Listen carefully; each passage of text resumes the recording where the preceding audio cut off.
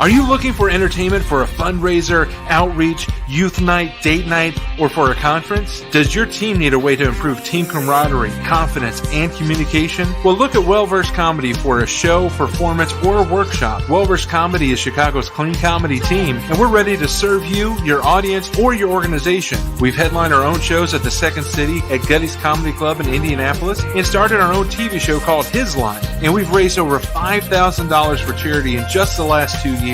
We are now booking for your back-to-school bash, fundraiser, and even your holiday parties. Contact us today and let's see how a night of high-energy, clean, original, family-friendly comedy can make your next event memorable for all the right reasons. Connect with us on social media at WellVersedCMDY. That's at WellVersedCMDY, or online at wellversedcomedy.com. Wellversedcomedy.com. For booking information, email us improv@wellversedcomedy.com.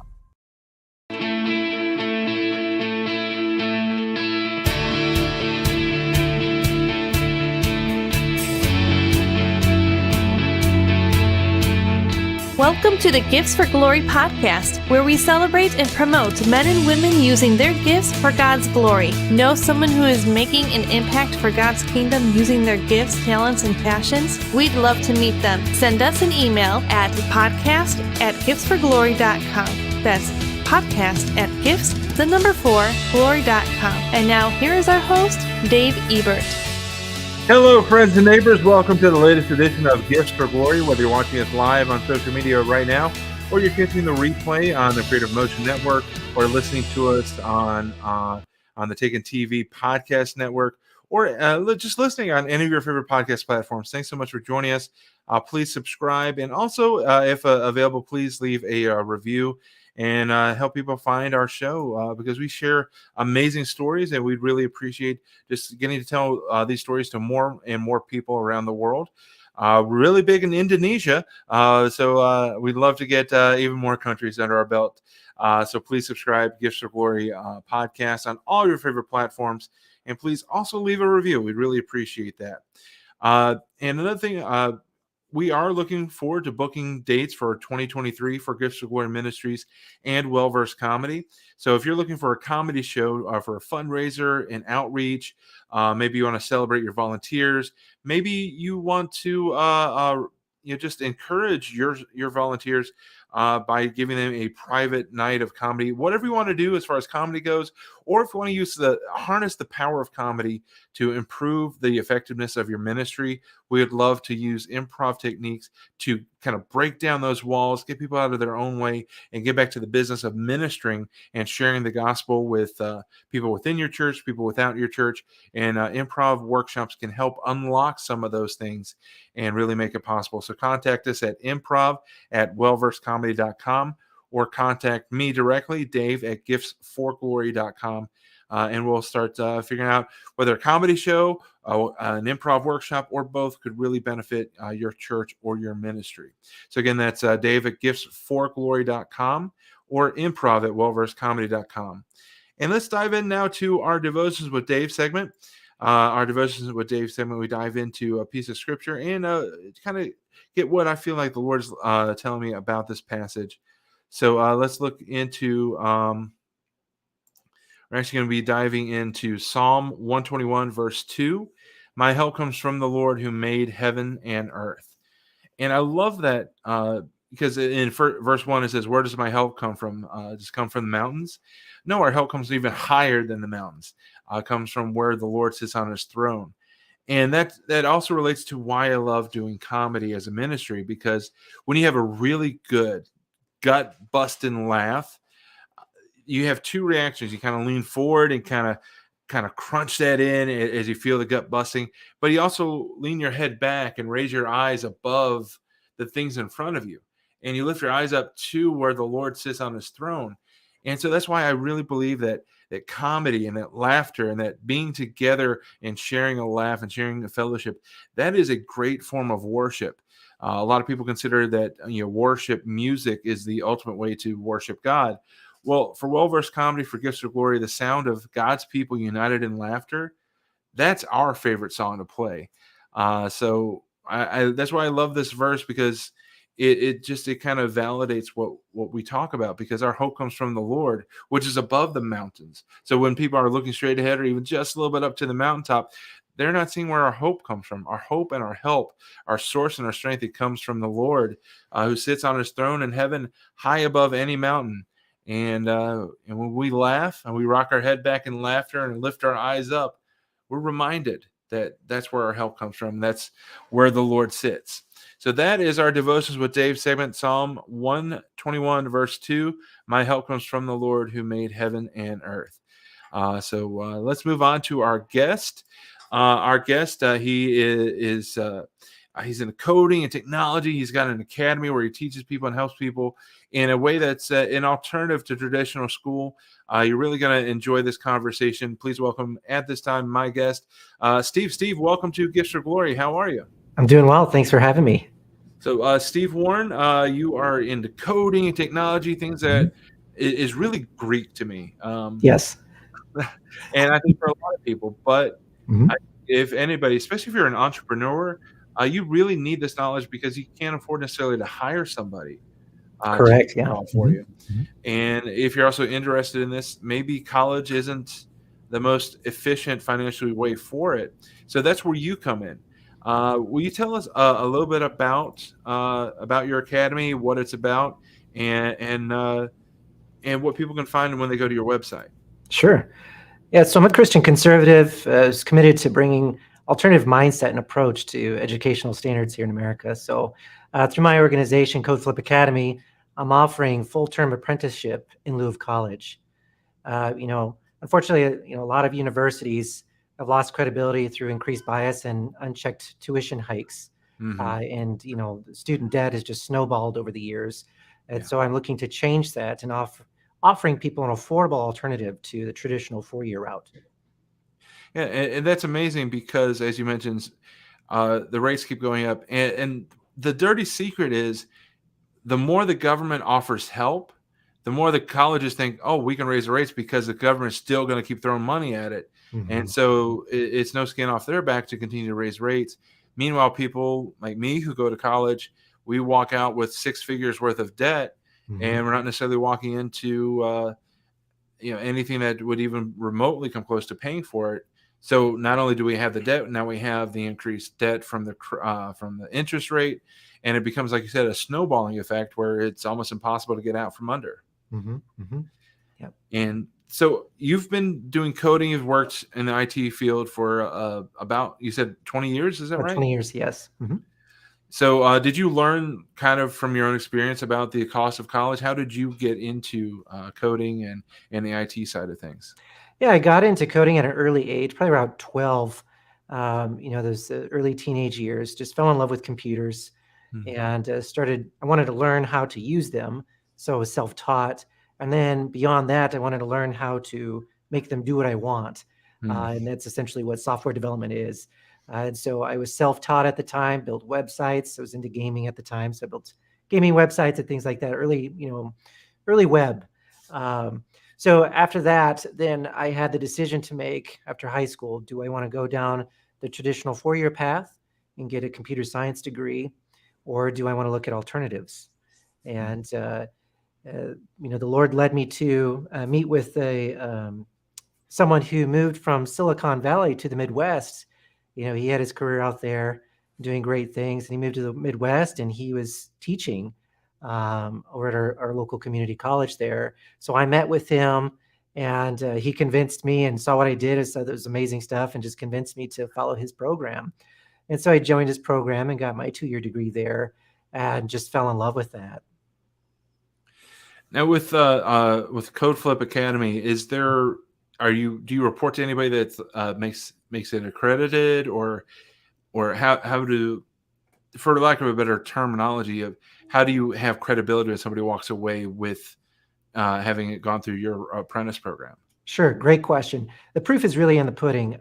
So we are not accredited, but the outcome of our program is you will have experience developing software, right? You'll have the skills necessary to function in corporate America. And again, I've hired dozens of people, conducted tons of interviews over the years.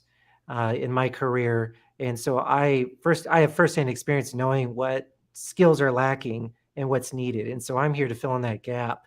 And so part of our program and our curriculum is going to teach you those skills that corporations are looking for. Mm-hmm. So, but in lieu of a degree, we do have a certificate that is issued, and you have a portfolio to showcase to prospective employers at course completion. How long has CodeFlip been in existence, and do you have any success stories from graduates? Yeah, so we just launched this year. Informally, I've mentored people personally, over the past several years, and they've all had success stories where, I've taken individuals who don't even know how to use a computer to developing software and starting a consulting career, and now they're making six figures and traveling the world. So they're doing a wonderful job. Awesome. And so let's say somebody's vaguely interested and they're like, I want to get into building and designing. I don't want to get into debt. What's kind of the process to get into the academy and get into the apprenticeship program? Is there testing involved? What's the process? Yeah, so our process is pretty straightforward. So we typically do a phone interview, just have a quick conversation about what your goals are, and what we do is we want students to fail fast. Okay, we want to help students find what works for them and what they're passionate about. We would rather talk with an individual and find out right away that, okay, this isn't a career path that's suited for them. So we want them to fail quickly so that they can go find something else and hopefully find something that works for them. Versus others, that they're passionate about it, they're good at it, they really enjoy it, and want to work hard. So we work with them on that. But again, our motto is just to fail fast. So just a quick interview, and then the first few weeks we go through various topics, and then at that point we just have conversations with the students just to check and see how they're doing and whether or not they're liking the program and see if IT is a good fit for them. Obviously, being in 2022 going to 2023, you're not looking for students necessarily only in your locale. A lot of this is going to be virtual, and anybody can get involved from wherever they're at, as long as they have stronger than a dial-up connection. Correct. Yeah. So our initial launch, we are doing local because, again, one of the things we're trying to do here is give back to our local community, especially in the Midwest. What we have is we don't have a lot of tech jobs here in the Midwest. They're all in the major cities. And so when you have people who go to university, get their degree, even here in the Midwest, we end up losing them to the coast, right, or to Chicago. And so we want to change that by not only providing that training, that education to ramp up quickly, but we also encourage and we want to work with corporations here in the Midwest to create those jobs, just so we have people staying put in our local communities. So you're talking about building locally. Where in the Midwest are you based? So we're based in Sioux City, Iowa. Okay. So not terribly far from Chicago. So if somebody does go through your program locally and they move to Chicago, they're still kind of home, but not too far away. Awesome. Yep. So just ballpark figures, what a year apprenticeship cost to come through CodeFlip? Yeah, so all of our tuition information and costs is available on our website and our handbook. So you can go there and find out that information. But it is much less expensive than a 4-year degree or even 2-year degree. Yeah. Because the 4-year, 2-year degree has got a lot of fillers because they call it a liberal arts education, where along the way you have to take things that are completely unrelated. Which I understand. Having gone through, I understand it's cool to kind of pique your interest and see if maybe you want to explore a different side of life, but also it adds to that burden of debt because you're taking classes that you sincerely will never use.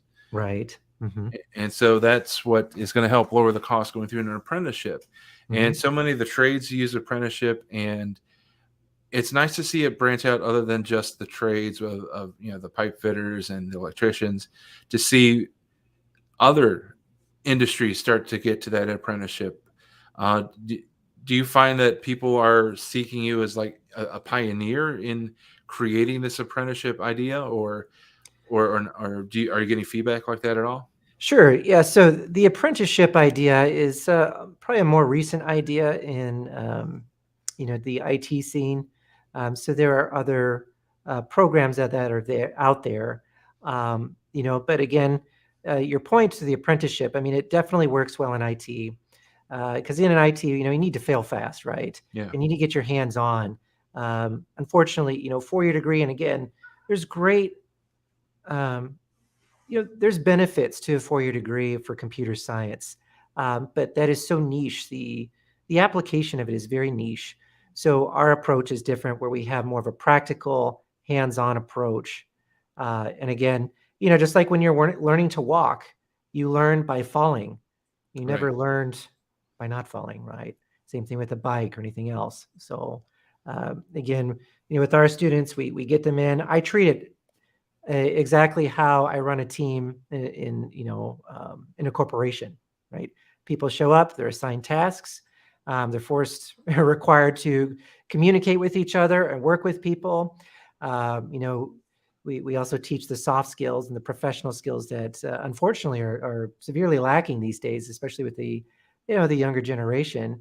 But learning how to conduct an interview, have a phone call, conflict resolution, how to write an email, just these basic things that are lacking these days. And one thing, speaking from a faith perspective, is that's how we got the first 11 apostles, was apprenticeship, was that. Mhm, mhm. And apprenticeship is in many ways the same as discipleship. Right. Yeah. And we're going to dive into your faith story shortly, but how much does your faith play into how you operate as CodeFlip Academy? Mhm, And I'm guessing that not all of your students are going to be Christians. So how does that dynamic work? mhm. Yeah, it's definitely an interesting dynamic. You know, uh, I would say it's just lead by example and live by scripture and just be an example and be a light to others. So in the interview process, let's say somebody, just weird hypothetical, somebody is saying, yeah, I have a dream to build adult content websites. Do you accept them as a student and hope to kind of maybe influence them a different way, or do you say they're not a good fit, or is that something that you've even considered? Yeah, it's a great question. It's not something that I've really considered, but I'd say in that instance, to just be led by the Holy Spirit on what to do Sure. and to be winsome. Absolutely. Very cool. So let's go ahead and dive in with your story. Did you grow up in a Christian home? What were your early influences, and how did you ultimately find Jesus as your Savior? Yeah, Share as much as you feel led. yeah, sure. So at a very early age, I remember my mother singing to me and teaching me about the Lord. But I didn't really grow up in a Christian home per se, or go to church at an early age. I didn't go to church probably until as a young teenager. And part of my testimony is I remember at the age of 8, I lie in bed about ready to fall asleep, and just all of a sudden, a memory came to me of when I was the tender age of 3. Hmm. Sitting in the shopping carts at a grocery store, and I remember seeing there's a pack of gum that looked awesome, and I wanted it. So I grabbed it and took it with me, and without paying for it. And at the age of 3, I did not know that that was stealing. Hmm. But at the age of 8, that thought came to me, and then all of a sudden I was terrified, and Hmm. I knew at that moment I did something wrong, and that God was upset. And at that moment, the everything just changed and seemed different. The Wow. sin nature came upon me, and the age of innocence was gone, and it was Yeah. terrifying. And it wasn't until about 12 where, my mother repented, from being backslidden, and we found a great local church, and she brought me there, and I was led to the Lord. and it's been wonderful. And so that really was that moment at 8, Wow. realizing the sin nature, and then at 12, being born again and being set free, and and having the Lord just transform my life. So at 8 years old, you kind of come to that realization. You enter that age of accountability. But for Hmm. 4 years, you're kind of wrestling with that. Hmm. How did you deal? Did you have anybody talk to you and explain to you what's going on, or was this just a wrestle that you had to do for 4 years until your mom brought you back to church and you could find that answer? Yeah, it was just a wrestle. It really Mm. was. Hmm. Did you ever have any conversations with your mom like, "Mom, I feel this way," and or was it all on you that whole time? Yeah, I don't recall having any conversations, but I believe it's just all on me at that time. Wow. Yeah. So 4 years as, going from 8 to 12, you're carrying this burden and then suddenly you have it lifted. So even though and I'm assuming you're a normal 12-year-old kid at that point, you Hmm. probably don't have like a rap sheet. You probably haven't, you're not carrying, these sins of Mm-mm. drug use or whatever. Mm-mm. So, but you're still carrying the realization for 4 years as a kid, I'm a sinner. There's Yep. things that I think that I do that are wrong. So Hmm. I'm sure that in that moment of freedom, it had to be a huge weight. It was. I mean, it was such a huge burden. Um, it and for 4 years, at the age from 8 to 12, that's almost an eternity, right, for a Right. child. And so it was a very long time, and it was very hard. Mhm. Do you and I'm just like, because I don't know your story, just asking, did you find yourself, were you maybe feeling like in a depression? Were you in a rut? Or were you just a normal kid, but every so often you were reminded, oh, I'm a sinner. I Yeah. make these. How was I that? think it was a constant reminder, and it was just again, it was a heavy weight, Yeah. and I would be pondering things and thinking, okay, and just crying out to God, Lord, help me. What do I do? What do I do? Mm, Yeah. wow. Mhm. And that's incredible. And that shows that we as adults should never discount a child's faith or a faith journey, thinking, oh, you're too young. You'll understand when you're older. Mhm. Because maybe if somebody, and I'm not condemning or attacking anybody, but maybe Mhm. if somebody who's in your life had seen that burden, they could have helped you lift that off even sooner. Yes. Yep. But we as adults sometimes think, oh, kids got plenty of time. They don't, they're not mature enough or smart enough to handle this, that, and the other thing. But for somebody 8, 9, 10, 11 years old that could have had somebody pour into them, you could Mhm. have felt that freedom so much sooner. Yeah. And I think that we should just always be aware that the enemy doesn't care about your age. He's Mhm. going to attack you anytime that you're getting closer to the Lord. That's right. Yep. Mhm. So once you're 12 years old, you find this freedom now, and you said your mom had kind of repented from her, being backslidden and got back into church. Mhm. Um, was your father in the picture? Where's his faith? Was he ever part of anything? No, not in the picture at that time. Yep. Mm. Mhm. Mhm. So you finally found a father in God, and Amen. that's the thing that's also that I love. He's the father to the fatherless. So Mhm. Mhm. I'm sure that was also another burden as you're you know just entering into this age of understanding and like self awareness. You're Mhm. dealing without a father, and then you're dealing with this weight, and then at 12 you're free. Um, so how did your walk look after you're 12? Did you start were you on fire and like preaching to your fellow kids and Mhm. your classmates? Right. How did that look growing up? Oh, I mean, it was filled with such joy, and it was such a relief. And I was just so hungry, and finally, my hunger was being satisfied through the Lord and through the Word. And that's when the journey really began, my Christian walk. But you know, there was just such a precious time. I went to church whenever the doors were open. Mm. I would sit and just lean in and just lean in on God, and just get fed. And it was wonderful. So going on now, you're in junior high, and then hardest times of a kid's life because Mhm, you're mhm, finding out who you are. You've got kids that are probably pressuring you to be something that they think you should be. mhm. Um, so as you're growing up, what was some of the hardest things about being a new Christian? What was the church that you went to? Were they good at discipling you? What were some of the challenges you faced? Yeah, the church was really great at discipling. They had a wonderful youth program. So there were plenty of, activities and things, available to the youth, and especially for me. So I was very involved in the youth program and found a lot of friends there. And, I was kind of isolated in middle and in high school because, again, I wouldn't participate in what the other kids were doing. And, it was difficult to, even to witness to them. So the best I could do is witness by example, right?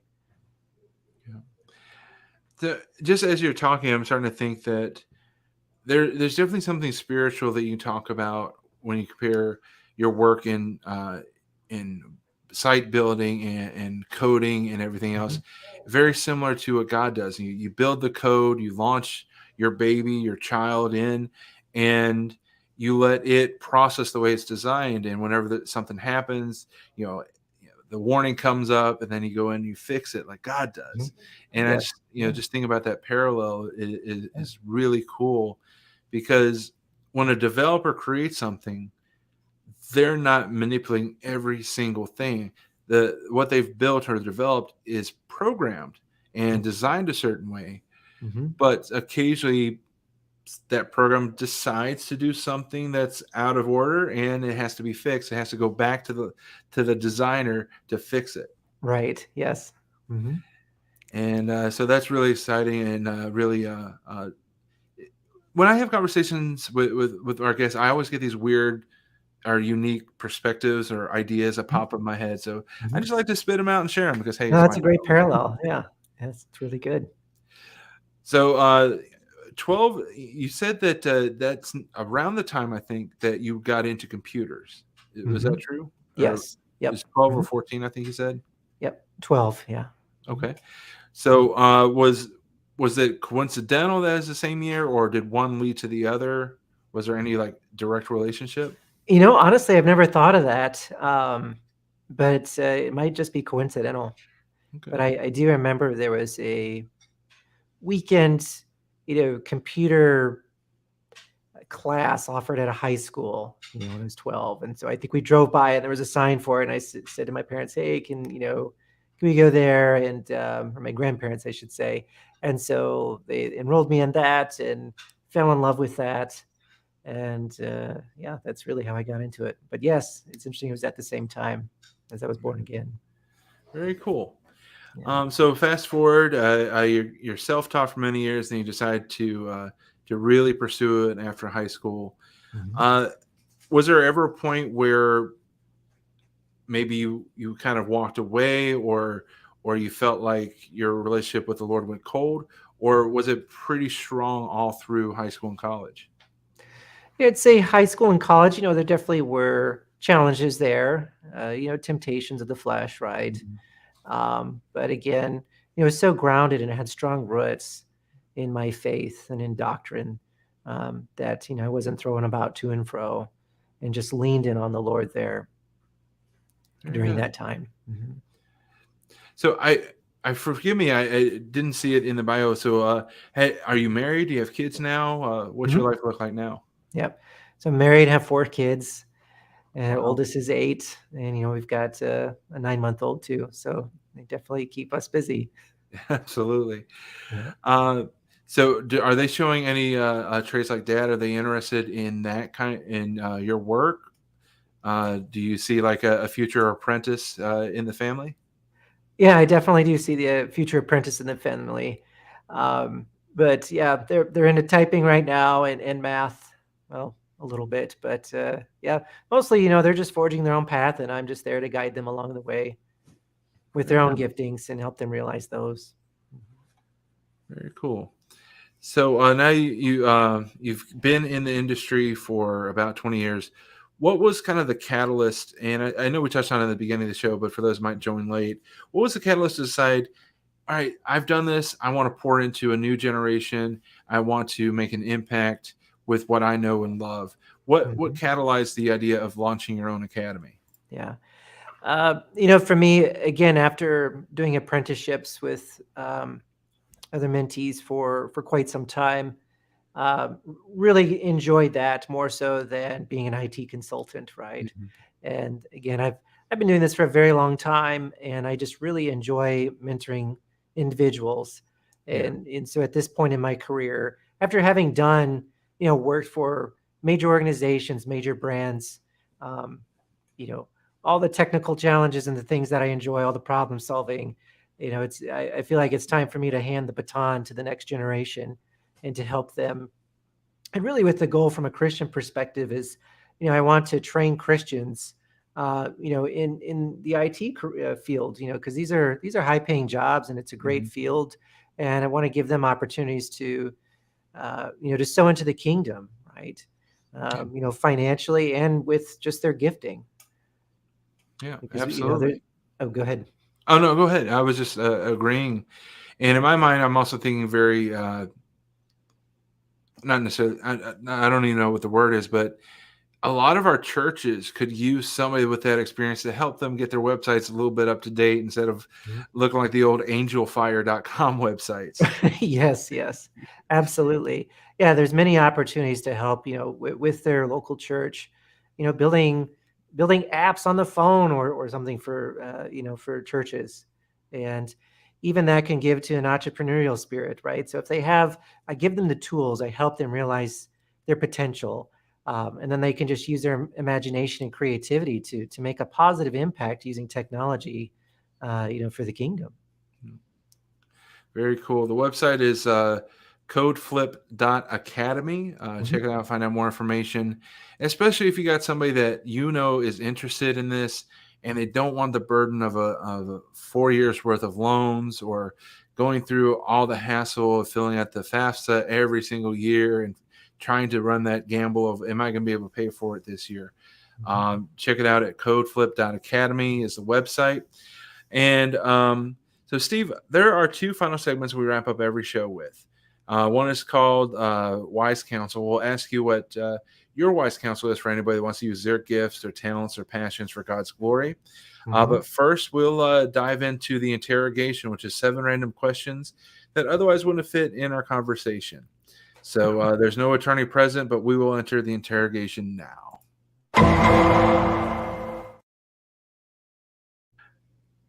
So first question is, what has been your favorite project that you've developed or written? Favorite project? I'd have to say my favorite project would be a movie streaming platform. Oh. A name that we recognize, or can you say? I can't say. Okay. Client privilege. Gotcha. Yeah. No worries. Yeah. All right. Question number 2. What's your favorite comfort food? Oh, favorite comfort food? Oh my goodness. That'd have to be tacos. All right. With whom do you most identify in Scripture?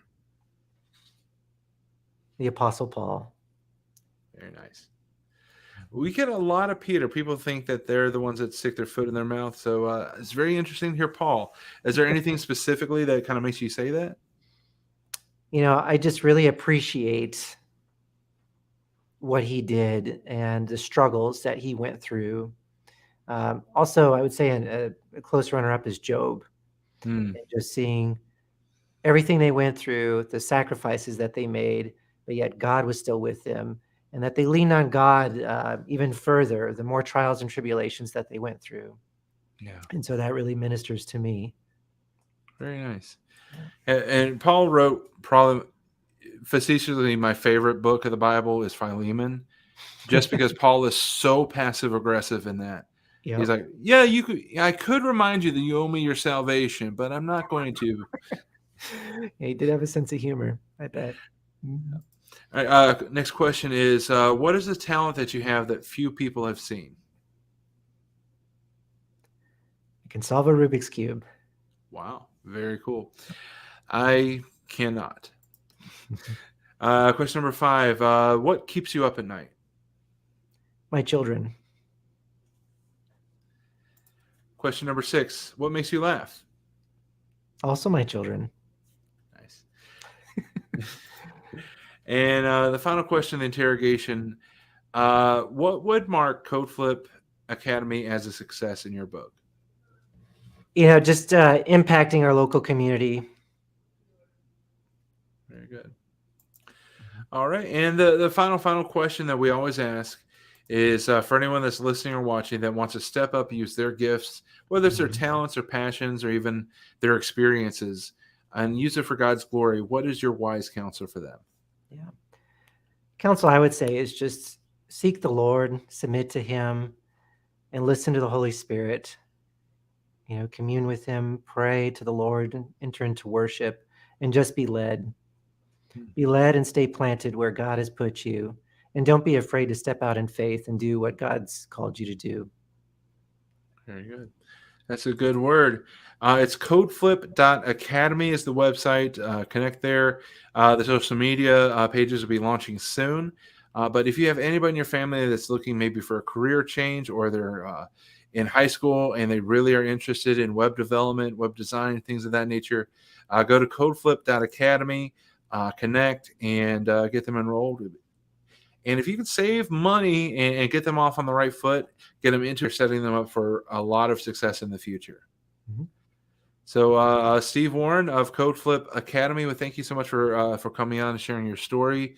Our best to you as CodeFlip grows, and keep making an impact for the kingdom. We appreciate you. All right, thank you. Thanks and we will see everyone next week right here on Gifts for Glory. Again, leave us a review, like, share, and subscribe, and we will talk to you next week.